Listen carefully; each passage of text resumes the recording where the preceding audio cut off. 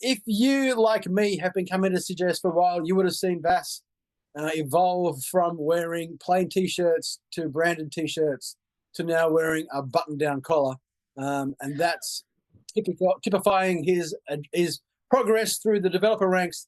We've really enjoyed some of his presentations in the past, and I'm really looking forward to what he's got to talk to us about tonight. So can you please welcome him to the lectern right now? Thank you, everyone. Thank you, Sharky. Yeah, I've been here multiple times in this room and as a speaker a couple of times. Now, this is my name. It's not my full name, it's my short name. Vasyl Boroviak would be my full name. This is just Vas. Now, yeah, I'll be talking about how we build a JavaScript only still successful company, I should say. We never needed like funding as a startup. We were self-funded all the time. And we are currently expanding to be not just an Australian company, but a global company. We have just opened an office in Luxembourg to do basically whatever we do here. And we did like a bet on JS, and you probably heard this phrase before, always bet on JS, but by the author, by the creator of the JavaScript language, Brendan Eich, I think that's how you pronounce it. And I work in a company called Flash Payments. We are a payments gateway to Australia from Australia. So again, as Evan, we are doing like we are money business. We are a fintech. So you have to understand the context of what we do, and this will give you a more understanding of why JavaScript is actually a good fit for fintech like us. So we do B2E. We are not kind of a TransferWise company. We are gateway. We service other financial institutions who like submit us instructions via API, do this payment in Australia, or collect this payment within Australia. Crypto are actually also considered international payments. So whenever you convert to crypto from crypto, it's considered as an international payment by much every country out there. So we are flash payments. We want to be real time. We are not slow payments. That's why we call ourselves flash payments, right? Not slow payments. Very fast. We're trying to do everything as fast as possible. Now, there are some developers in this room. Once they told me, "Hey, let's process 10 payments per second." I said, "No, it's too slow." So we do a lot of backend. So this is also will be mostly backend focused JavaScript talk. We do a lot of backend, so much you cannot even justify how much. We just receive a small JSON and then process megabytes and megabytes of data just to process one payment. Lots of logic, mostly compliance related, like anti-money laundering, government reporting, various screenings, and there are lots of stuff. Now, so 7 years ago, we made these two bets. So one of them is pretty common, use only one cloud. In our case, it's the AWS. And the code base actually started 9 years ago, but the bet was made like, let's do only JavaScript. We decided that 7 years ago. But at the days of .NET and Java domination here in Sydney particularly, this was a kind of a crazy bet, and people were thinking, I'm a bit dumb, but turns out I'm not. Current status is that it was a great decision. I'll tell you why throughout the talk. So JavaScript, where it's applicable in general, and the most common practices is like you do websites with it, obviously, even server-side rendering, server-side generation, which is totally different things, almost. We do lots of complex backends.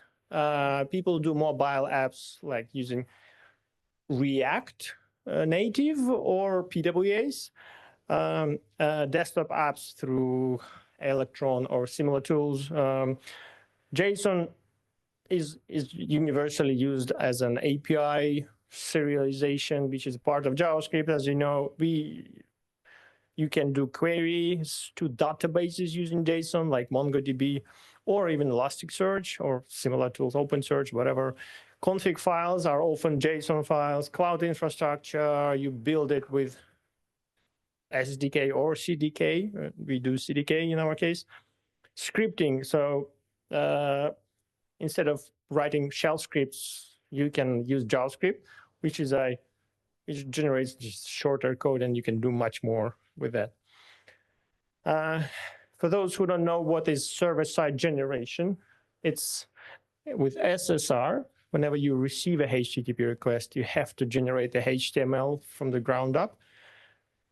And every request means you generate the same HTML over and over again. But with SSG, you kind of generate them once, store as files on some kind of file storage, and then serve them.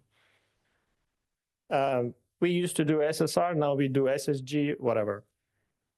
Now, quick word about the ZX. It's some of you might have heard of it, the tool which have plentiful of features just to write shell-like scripts, where a code which would take you 100 lines in shell would be like 10 lines of ZX or JS, JavaScript, basically.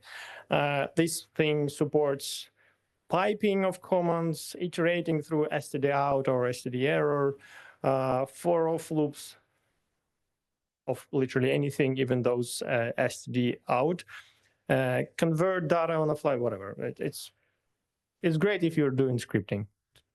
Now, this should be the last slide. Like, hey, this is the vast information, and this is my outcome. So I put my conclusions in the beginning of the talk, so you can leave earlier if you want. So, to my opinion, most startups, well, at least 50%, better start with JavaScript while you don't have that like thousands or millions of users, because it's cheaper and faster to iterate. I will be talking about that over and over again over this talk. But yeah, as it says, if you're already using something else in your company, just don't switch JavaScript. It doesn't make much sense to rewrite stuff in general, to my opinion. By the way, I'm a CTO of this Flash payments company, and I worked there for like 7 years now. I'm the first employee. Okay. So if you're a startup and you need to iterate fast, pivot sometimes, then JavaScript probably is the best language, probably. Unless you're doing embedded software development, like devices and stuff, mission critical, high performance, whatever business you're doing, JavaScript is definitely not the right tool. If you are having a massive load from the day one, yeah, maybe don't do JavaScript. Greenfield machine learning, trust me, JavaScript is totally not the best language to do machine learning. Try Python. So what we have? We have everything in JavaScript, and look at this last item here. So we have actually one code base using Python because it's machine learning stuff. Not one, a couple of code bases. Basically, we do all machine learning with Python because it makes sense. We are a common sense driven company. We have our kind of a native app. It looks and feels like a native app because you can install it as a PWA and you log in just like to your banking app with a fingerprint or face scan. Our website is SSR, used to be Nuxt SSR, but now it's Astro. Well, everything is JavaScript. Our commercial product is a website plus API, but website is written Nuxt use Vuetify. Nuxt is the same like Next.js, just Nuxt.js with Vue.js, and Vuetify is a set of nice components, open source, and we just use them. Our API is using Node.js. All our microservices are Node.js. Our infrastructure is deployed using AWS SDK, which is a TypeScript.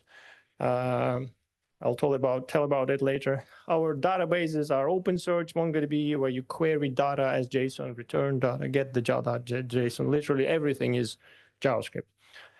Now, the reasons are quite mercantile why we use JavaScript, because this is literally the cheapest way to build a startup. That's literally why we are stick with JavaScript everywhere. That's the main reason. You got cheaper developers, right? Because there are so many of them. Everybody learned JavaScript. Everybody knows JavaScript, right? Simple role jumping between engineers. If you're a front end, you can do back end. Not as easy, but still the learning curve is low, and vice versa. Back end developers doing front end. Our DevOps is doing TypeScript day to day. Code portability, you can move code around easily if you have only one language. In our case, it's JavaScript, so move it around. Even front end, you can move some code from back end to front end, from front end to back end. It's amazing. Another reason is simplicity, and I put it 3 exclamation marks. There is a lot to uncover what simplicity means to me. But JavaScript is a very simple language. Everybody can learn it. All junior developers learn it. Basically, everybody know it. Everybody can write. So that's where simplicity grows from. I'll tell about it a bit more in future slides. And the last but not least, the majority of the talk will be about this last item, our unexpected benefits of just having one language in your microservice fleet. Okay, so cheaper developers. So everybody knows JavaScript, as I said. That's why we have a lot of choice when we are hiring. Like not only in Sydney, Australia, or across the globe. So like literally, we can hire literally anyone who knows any kind of development, or they will know JavaScript. And yeah, the candidates, hence the candidates are cheaper. Sorry, that was candidates are cheaper. Now, role jumping. You know that if you know one language, you can probably more easier jump to do another role. Hence, it's more productive. People don't need to relearn or learn new things or learn new concepts. It's kind of makes sense when you are a like dynamic startup.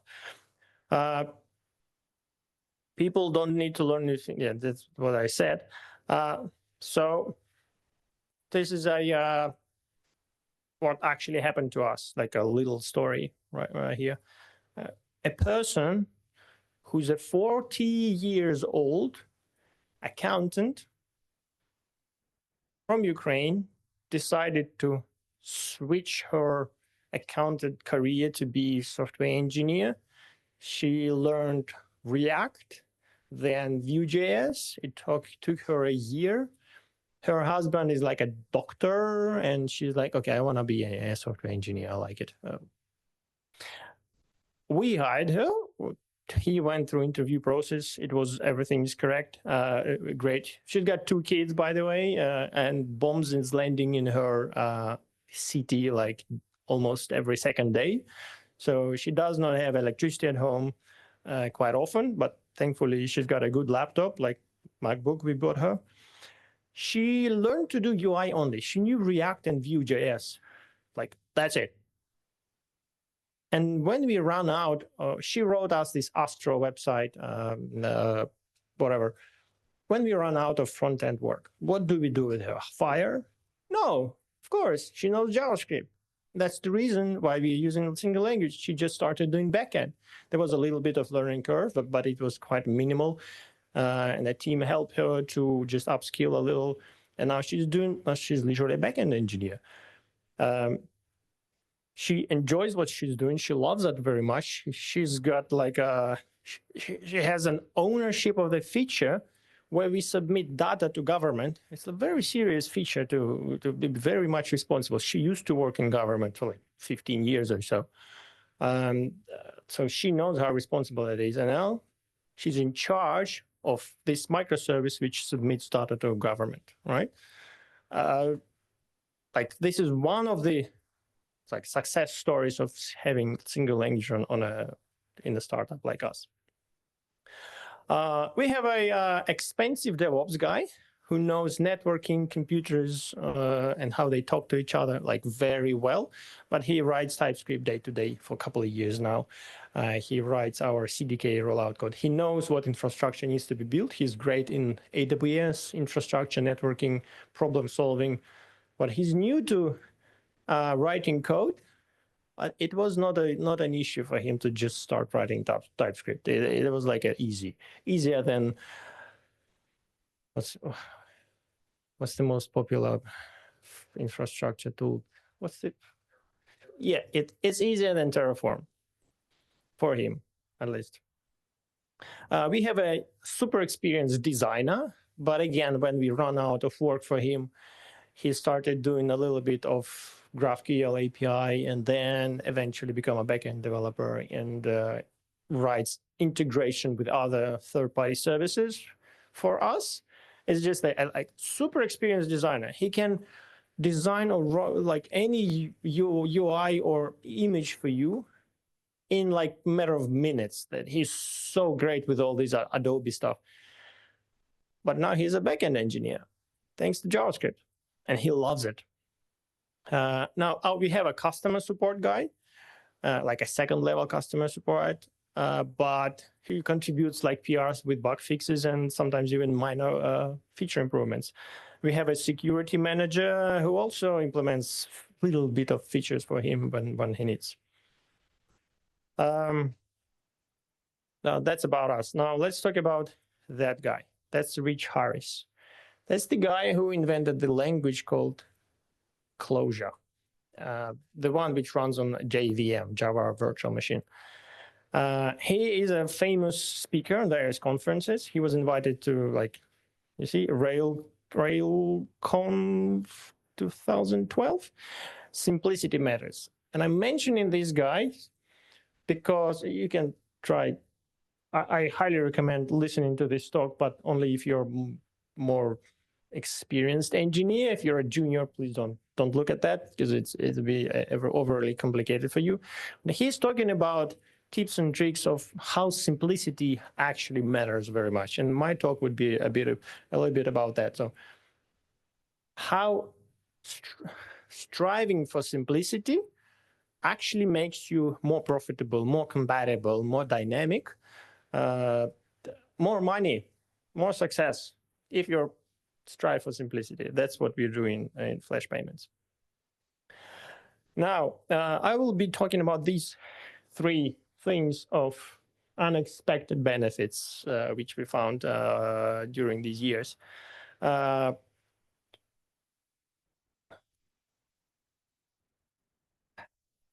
Maybe I'll go one by one. Give me a sec. So my goal at some point was to call a remote microservice just a regular function call without feeding with networks, with protocols, with whatever underlying stuff there is. I just wanted to call a function which is over there on a different computer, wherever it's running or installed or whatever the language or protocol, whatever. And I'll tell you a little story about that. Now, every microservice they have the folder within it called client. Client folder contains the NPM package, which takes all the knowledge about how to properly call that microservice. That's it. And much more, but I'll tell you about that later. And code portability, I'll touch on that quickly. Now, I need to explain what architecture we have in order for you to understand why we have what we have. And I call this architecture a satellite architecture, when you have like an Earth, the planet, monolith, and then every heavy stuff is just or frequently changing or whatever stuff which actually should be better be a different microservice. We just move it to another microservice, which here depicted as satellites. DHH, I forgot the actual name of the guy. You remember that Rails guy? He calls this majestic monolith. I consider them a bit different. In majestic monolith, he says that when he's forced to extract something microservice, they extract it. In our case, when there is a common sense to extract something, we extract it as a microservice. But it's pretty much, otherwise it's the same thing. So now a real world example. We have this microservice called bank info. What it does, so you give it a BSB and it returns you information about that BSB. That's it. The Australian BSB, as I mean. So we have introduced that because there is a complicated logic of fetching those BSB from remote, actually FTP government website and parse the data and store it to the database, blah, blah, blah. So this is all, it was extracted to a microservice, bank info. And the implementation on the backend, this is a regular Express.js. You grab the BSB from parameters. Where's my mouse? Where's my mouse? Where is my, okay. So yeah, BSB is in those parameters and you can return a JSON. Trivial. But then with time, we realized that, well, we actually need that also for BIC, which is Swift code, bank identifier code, I think it stands for, and also for the, where's my mouse again? I'm so sorry. There it is. This is the IBAN. If you don't know what is an IBAN, half of the countries of the world is using the IBANs to transfer money between bank accounts. So it consists of two symbols of the country, ISO country code. Then there goes a bank identifier and then the account name. That's basically it. So half of the world is using that, not Australia though. We need that because we are international money transfer company. And then I'll just expand this microservice into implementation to this thing. So if it's a 6 digits, so sorry, 6 characters, that's a BSB. If it's 8 or 11, this means it's a big code. If it's the shortest IBAN, I think, is 13 or 14 characters, whatever. Everything else we consider an IBAN. That's it. Straightforward so far, not much code, very simple. But then there goes the Great Britain. The Great Britain also have kind of a BSB code. They call it sort code, right? And they also appears to be 6 digits. And how would you distinguish between them? I'm like, oh, shit. Okay, so let's add this question mark, right? This question mark type equals sort. And then do one more if. Not hard, right? It's actually more code than that. It's just an extract of it. There's more code, but that's the gist. Okay, not that it's still acceptable, okay? Just one more question mark to put. Now, at some point, a business needed to override whatever we have in a database. Like sometimes there is a wrong information in database. Sometimes the sort code we have wrong information, wrong address of the bank. Or sometimes we don't even have such a sort code. It's like in U appeared like was created a week ago. We don't have it. Nobody have it cached, blah, blah, blah, whatever. Sometimes we have to have it. So we introduced this endpoint called post. Otherwise, everything is the same. It's just post, okay? So cool. Well, yeah, so this is called REST APIs. Now I'm thinking, why the hell we pass 3 variables, ID, type, and, well, new data. Why the hell we use params, query, and the body? Why so complicated? Why? So this is the post endpoint implementation. This is literally the same. It's just we take data from different places of the HTTP request. At the same moment, on the monolith side, when monolith, you see, so this shit. You see this little Wi-Fi icon. This is actually a Wi-Fi icon. You see, it says that this Earth is calling this microservice. So this, we are talking about the monolith part right now. So the monolith, I have these two handy utility methods, get bank info. You see how short it is? So cool, so short. Why don't I have something like that implemented as an RPC? Like, it's so nice. You see, so two utility methods. Hold on, I'm trying to figure out what to click. There are animations. Okay. Yeah. So I thought, okay, let me show you the implementation of that on the monolith side. So the implementation, and then I construct the URL, and then I fetch the URL down at the bottom. So yeah, this is the main logic part. This is how I construct the URL, and then I just HTTP call, and whatever JSON is returned. Same with the saving information to the database, except when I'm calling the microservice, I'm saying that the method is post and here's your body. Okay, that's cool.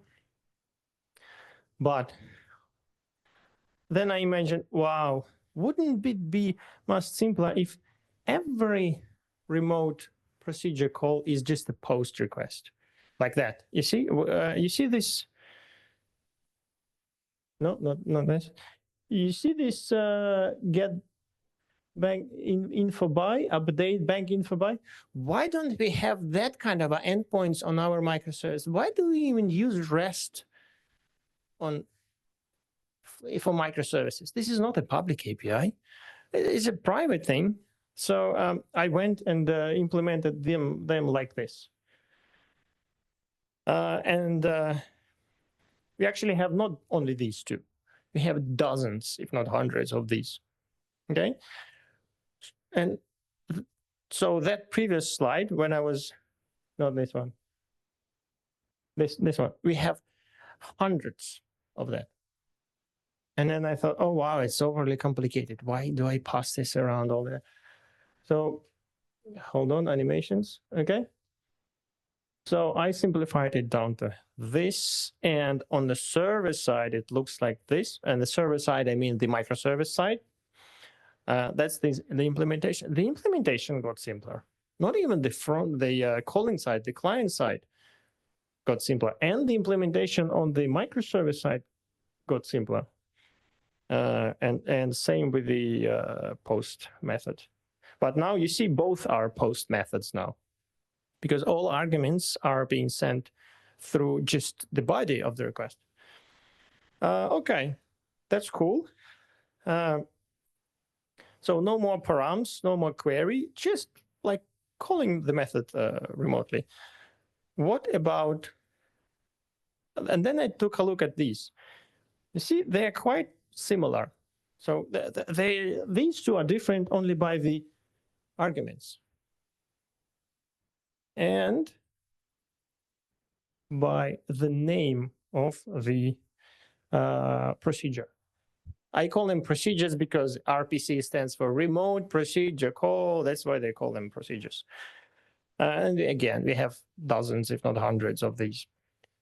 So I simplified these two down to one.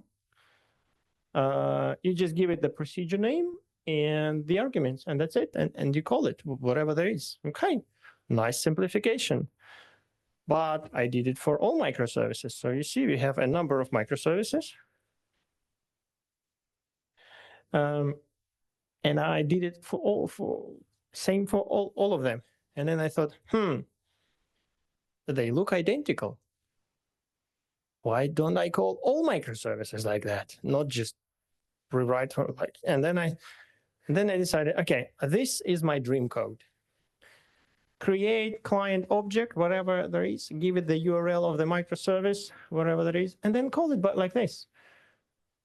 That would be my dream code to call every microservice out there and receive response, whatever. To implement that, so you see this create client object, it doesn't know the schema, the interface of that remote microservice. And that becomes an issue because that get bank info by, I don't want to re-implement this method for all microservices. It would be dozens, if not hundreds, of these methods to re-implement everywhere. I want it just to work. So yeah, that's why we are on a SydJS meetup, not anywhere else, because, well, the JavaScript power, and the power is proxy. So let's pause a little bit. So take a look. You see, create client object. We give it a URL. It actually returns a proxy. The new object, yeah. And whenever you try to access this property called get bank info by, it will actually invoke this get. If there is such a property on that object, we will just return the actual property. If there is no such property, we will return a new function which we will construct on the fly. And then I hope you kind of start understanding that this code works for all microservices out there. You just give it a URL and then call whatever. You just need to actually rewrite every single microservice, every single endpoint. That's not a brainer. It's easier than you think, because in Monolith we have much more code. We just added additional endpoints on every microservice, but that wasn't hard. The hard part was the Monolith. It has much more code than those microservices. That's why those are microservices. Okay, kind of cool. So with this little function called create client object, I can call literally any microservice now. You see, like how many? 15 lines of code, and it just calls any microservice. Wow. Why did I do this? Because, you know, that guy. Again, if you're a senior engineer, that guy does a good job explaining why simplicity matters. It's profitable. That's why. And I have stocks in the company, right?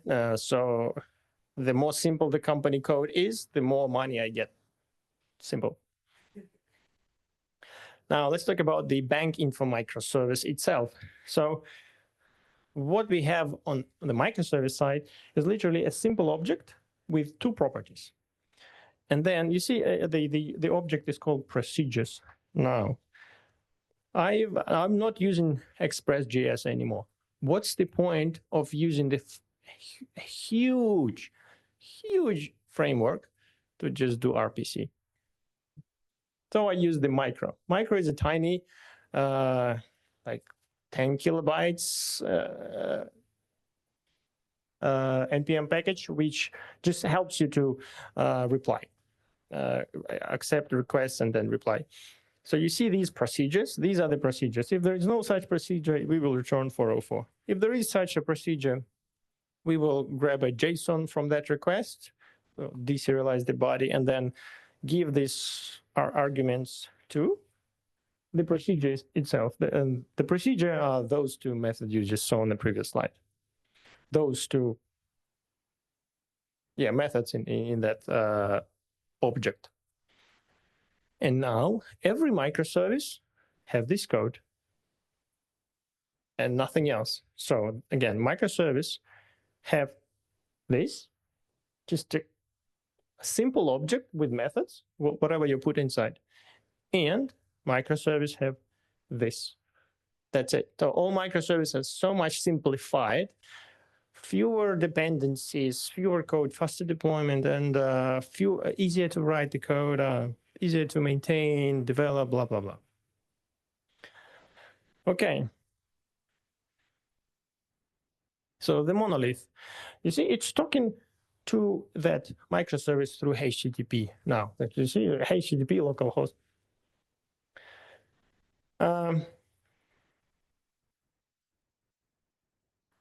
the main bit that after all that refactoring I just showed you, I actually haven't changed these 2 lines of code when I call them. So the monolith did not change.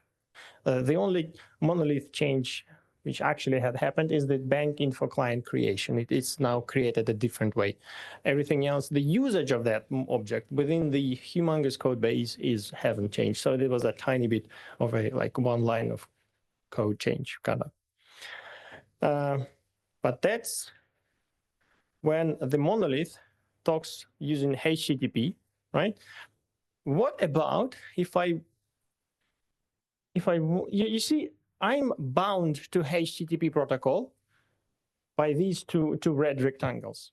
If I replace one rectangle and another rectangle with another protocol, it will just work as well. So how about job queue as a protocol to call another microservice? So something like Kafka, for example. You see on the bottom, the connection string is Kafka bank info, and on the top, we kind of send job to Kafka, wait for its execution, get result from Kafka, and then parse. So you see, I changed 3 lines of code to 5 lines of code, and now microservices are talking in a different, using a totally different protocol. What if your Lambda is deployed to AWS, but it's not exposed through HTTP?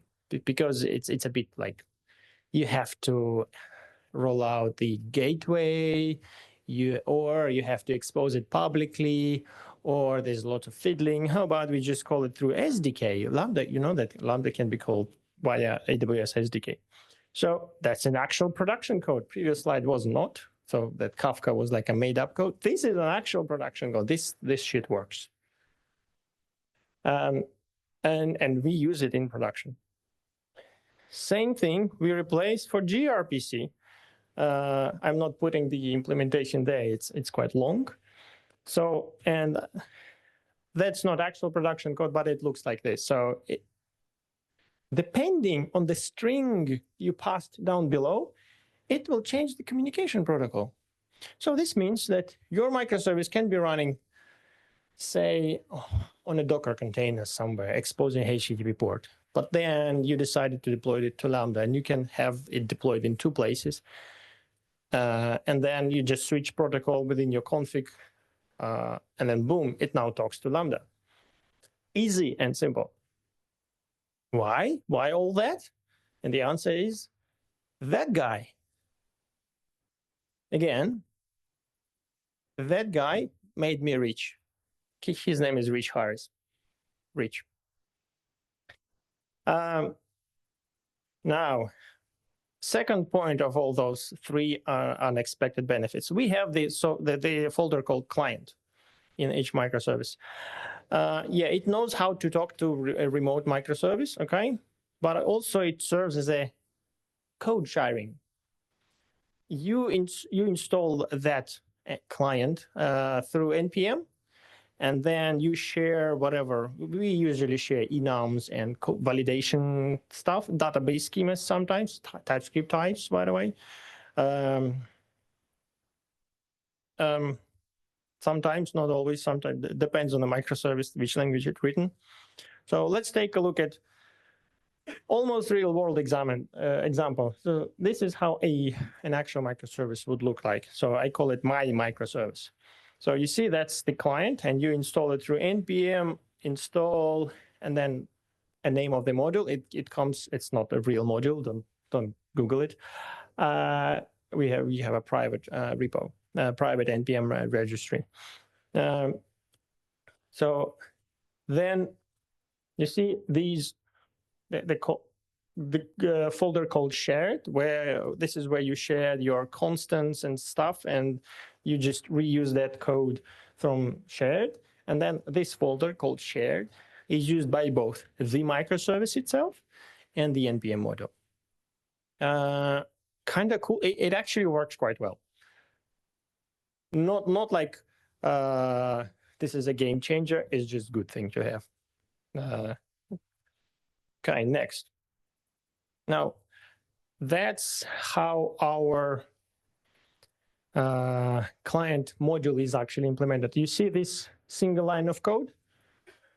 That's the function I mentioned on the previous slides, which is called create microservice client, right? Yeah, that's the one which you give the URL. That's the one.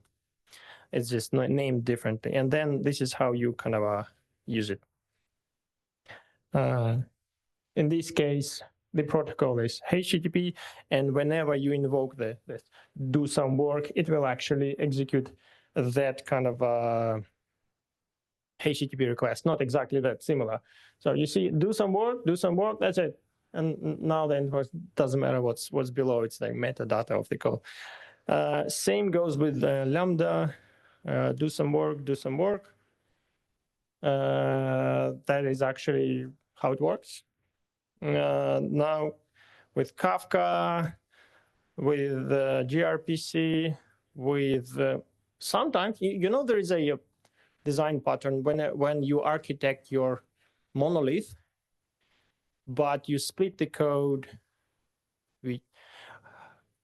so far that they are actually microservices within a single process.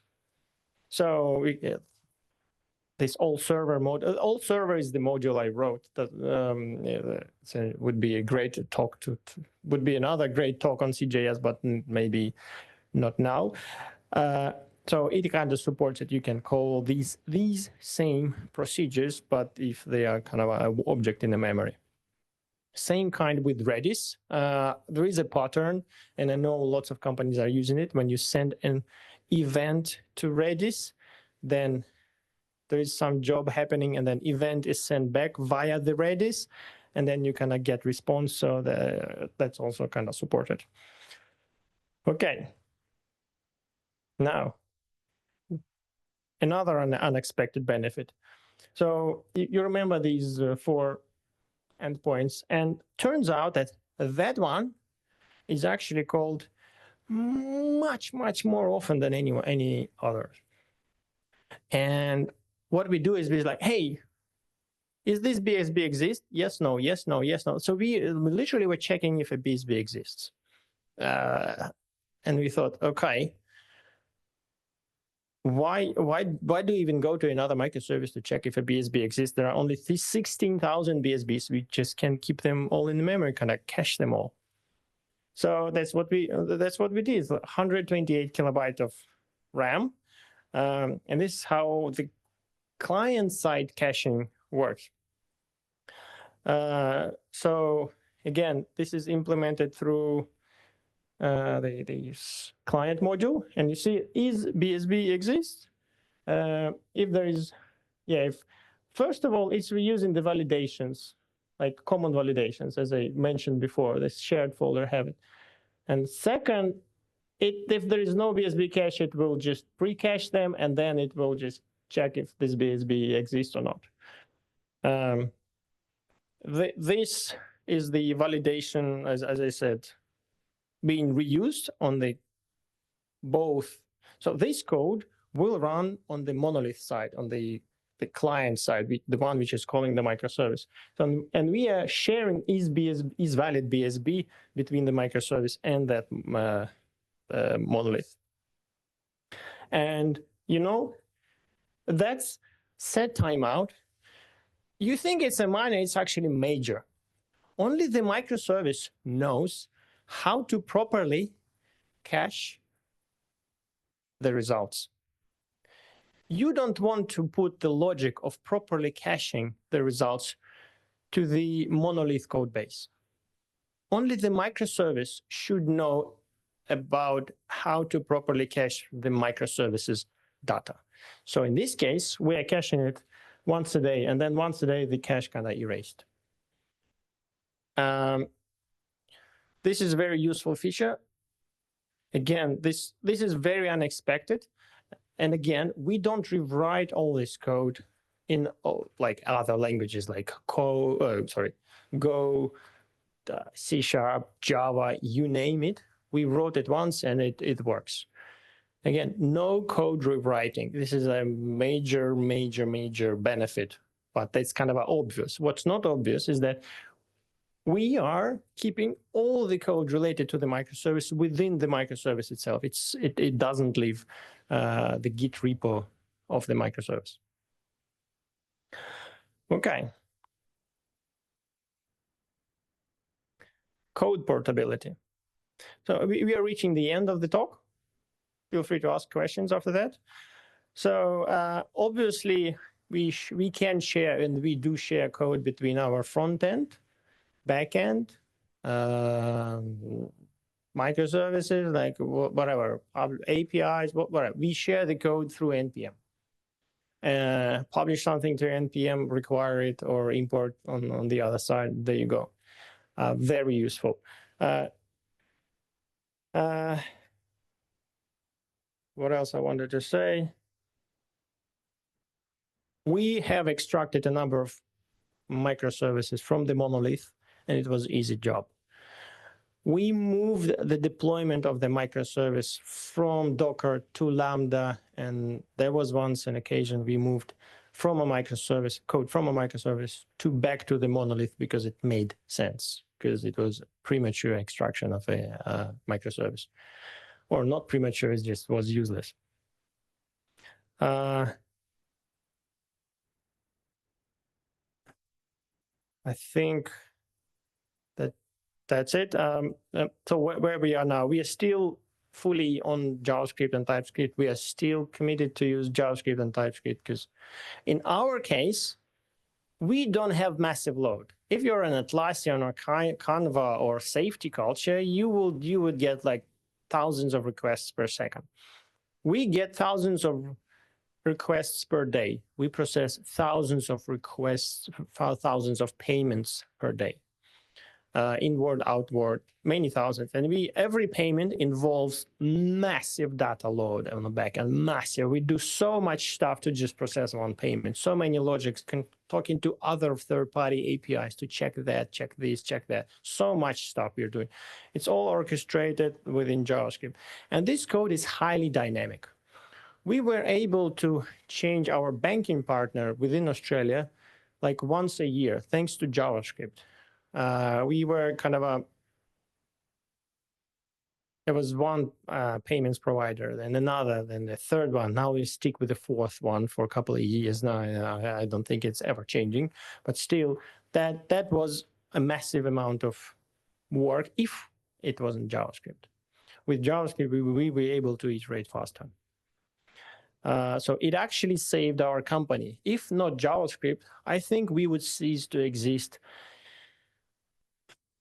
2 or 3 years ago, because we wouldn't be able to deploy that amount of changes to just switch a lot of logic. I like the fact that JavaScript is evolving on a yearly basis. Unlike other languages, it's quite fast. It's taking into account that it's a very old language. Iterating a very old language is a pain and difficult, but it's kind of iterating still.